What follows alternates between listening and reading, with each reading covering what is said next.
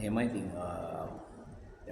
මම නම් හිතන විදිහට ගෝලීයකරණය තුළ මේ අපේ සංවර්ධනය වන රටවල් වලට වඩා මේකේ වැඩි ප්‍රතිලාභ ලබන්නේ සංවර්ධිත රටවල්.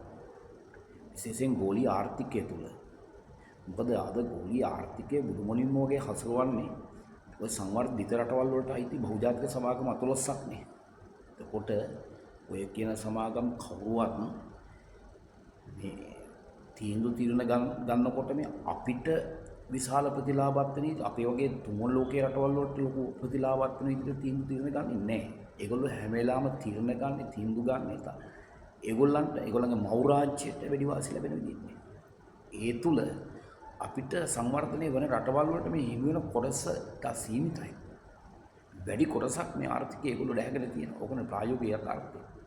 දැන් අපි හිතනවා ගෝලීයකරණය කිව්වහම මේ සමාජ ආර්ථික සංස්කෘතික මේ හැම දෙයකින්ම සියලු ලෝකේ හැම රටක්ම එක සමාන තත්යකටපත් වෙනවා කියලා. එහෙම තත්ත්වයක ඒක ප්‍රායෝගික නැහැ. ඇත්තරම ගෝලීයකරණය අද භාවිතා වෙන්නේ මේ ආර්ථික ක්‍රියාවලියට.